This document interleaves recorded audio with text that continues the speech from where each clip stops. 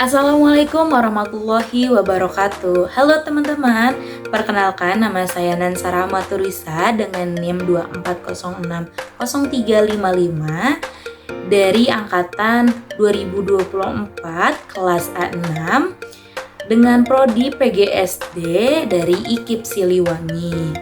Alhamdulillah pada kesempatan kali ini saya akan membahas beberapa pertanyaan untuk tugas proyek UAS di mata kuliah Pendidikan Agama oleh Bapak Dr. Nandang Rukanda MPD. Nah, tanpa berlama-lama lagi, mari kita simak penjelasannya. Nah, pada soal pertama ini ada salah satu kasus nih. Mari kita baca sama-sama ya. Di sebuah kota kecil terdapat masjid yang cukup besar dan strategis. Namun masjid tersebut hanya ramai saat sholat Jumat dan sholat wajib tertentu. Aktivitas lainnya seperti kajian, kegiatan pemuda, atau layanan kesehatan jarang dilakukan, bahkan tidak ada sama sekali. Hal ini membuat masjid kurang optimal dalam membangun umat yang religius, spiritual, sehat rohani dan jasmani, cerdas, serta sejahtera. Di sisi lain, banyak pemuda di sekitar masjid yang menghabiskan waktu di warung kopi. Sebagian masyarakat kurang aktif beribadah di masjid dan terdapat kebutuhan akan program kesehatan dan pendidikan yang belum terpenuhi. Tugas saya kali ini, sebagai bagian dari pengurus masjid, Anda diminta membuat sebuah rencana strategis untuk memaksimalkan peran masjid dalam membangun rumah dengan kriteria berikut. Pada kriteria pertama yaitu religius spiritual, bagaimana masjid dapat meningkatkan kesadaran spiritual masyarakat. Nah, misalnya dengan mengadakan kajian rutin, membuka kegiatan mengaji anak-anak dan remaja, apalagi dengan konsep modern, di mana para anak dan remaja tertarik untuk ikut dalam kegiatannya.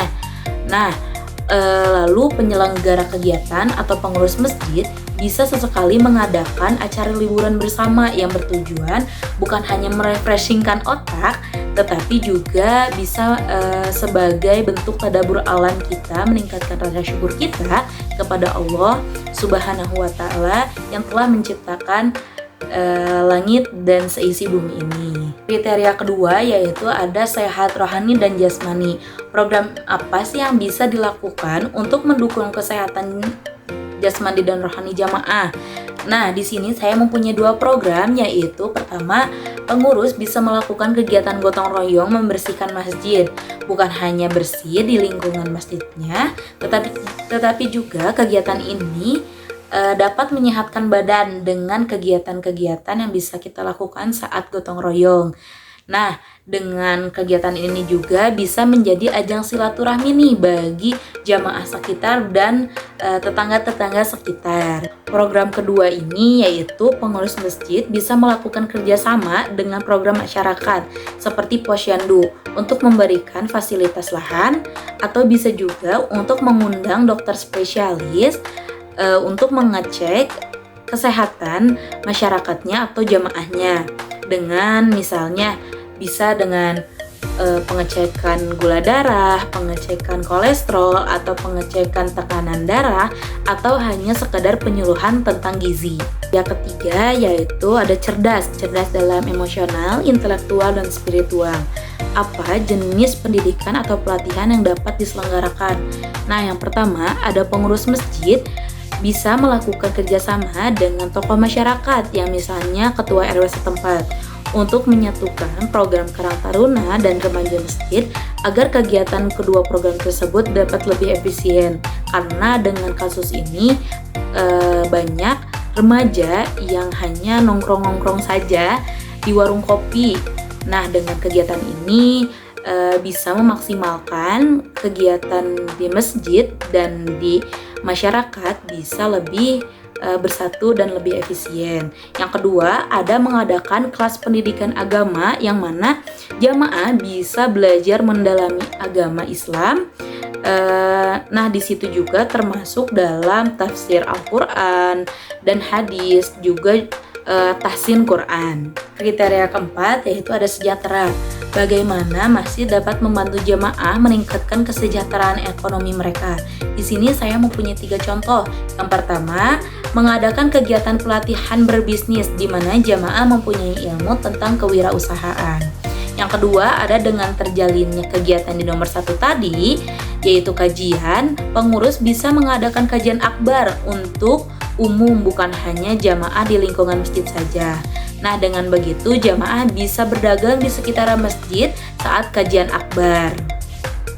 Yang ketiga, ada dari kasus ini terlihat posisi masjid yang besar dan cukup strategis nih, yang dimana pengurus bisa menyediakan lahan untuk UMKM bagi jamaah di sekitaran masjid. Nah, masuk di soal kedua, yaitu ada kasus lagi nih, kita baca bareng-bareng ya. Seorang pendidik bernama Ustadz Hasan mengajar di sebuah sekolah Islam terpadu. Ustadz Hasan dikenal sebagai guru yang cerdas dan memiliki ilmu agama yang mendalam. Namun beberapa murid merasa kurang nyaman karena gaya mengajarnya cenderung keras dan kurang memperhatikan pendekatan emosional. Akibatnya, sebagian siswa merasa takut bertanya dan berdiskusi secara terbuka di kelas. Di sisi lain, orang tua menginginkan agar pendidikan Islam di sekolah tersebut tidak hanya mengajarkan ilmu agama, tetapi juga membentuk akhlak yang mulia, kemampuan berpikir kritis, dan sikap toleransi terhadap perbedaan. Sebagai seorang kepala sekolah, Anda diminta untuk memberikan solusi kepada Ustadz Hasan agar ia dapat menjadi pendidik yang lebih ideal sesuai dengan perspektif Islam, yaitu sebagai mu'alim atau pengajar, murabbi sebagai pendidik akhlak, muzakir sebagai pemberi nasihat, dan mursyid atau pembimbing. Nah, pertanyaan pertama yaitu jelaskan prinsip-prinsip utama seorang pendidik dalam Islam yang dapat membantu Ustadz Hasan memperbaiki pendekatannya. Di sini saya mempunyai 3 prinsip, yaitu memberi kasih sayang dan rasa empati yang tinggi.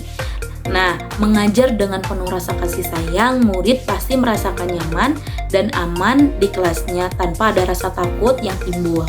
Prinsip kedua yaitu bersikap adil. Dengan begitu, semua murid bisa merasakan hal yang sama dalam proses pembelajarannya dan tidak membedakan latar belakang atau kondisi dari kemampuan siswanya. Yang ketiga, ada menjadi teladan bagi anak muridnya. Dengan begitu, guru harus memberikan sikap yang baik dan yang positif kepada muridnya agar bisa menjadi contoh bagi para muridnya.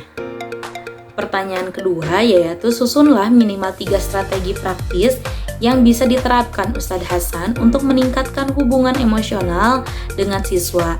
Yang pertama, ada pendekatan secara personal, di mana Ustadz Hasan bisa mengenal lebih dalam siswanya secara individu. Contohnya dengan cara Ustadz bisa mendengarkan cerita keseharian mereka, kegiatan apa yang telah mereka lakukan, agar bisa membangun keharmonisan antara guru dan muridnya. Yang kedua, ada dengan bercanda atau dengan humor. Dengan begitu, Ustadz atau pendidik bisa menyesuaikan humornya dengan situasi dan kondisi yang ada agar suasana kelas menjadi lebih menyenangkan dan lebih santai, agar anak-anak juga tidak canggung berdekatan dengan Ustadz atau seorang pendidik. Yang ketiga, ada Ustadz Hasan bisa memberikan pujian atau apresiasi kepada murid-muridnya agar bisa menumbuhkan rasa percaya diri mereka. Pertanyaan ketiga yaitu berikan contoh kegiatan atau metode pembelajaran yang sesuai untuk menciptakan suasana kelas yang kondusif, menyenangkan, dan tetap Islam.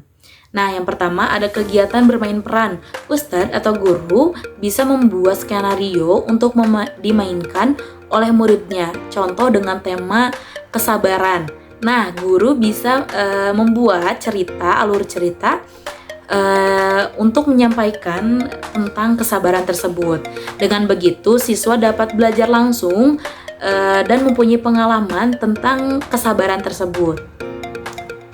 Yang kedua, ada kegiatan di luar kelas seperti outing class atau study tour. Pendidik bisa membawa anak muridnya untuk mengunjungi tempat-tempat bersejarah Islam mungkin. Nah, dengan begitu siswa dapat secara tidak langsung menerapkan hal-hal yang telah mereka dapatkan di tempat-tempat bersejarah itu.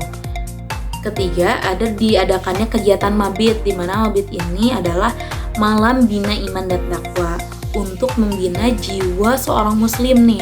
Nah, bukan hanya itu, tetapi untuk melatih keberanian, kebersamaan, dan melatih keimanan kepada Allah Subhanahu wa Ta'ala. Di soal ketiga ini, apa yang Anda pahami tentang pertama, Islam yang rahmatan lil alamin, dua, ekonomi syariah, dan yang ketiga, pernikahan dalam Islam. Nah, kita bahas satu-satu yuk. Yang pertama ada Islam yang rahmatan lil alamin.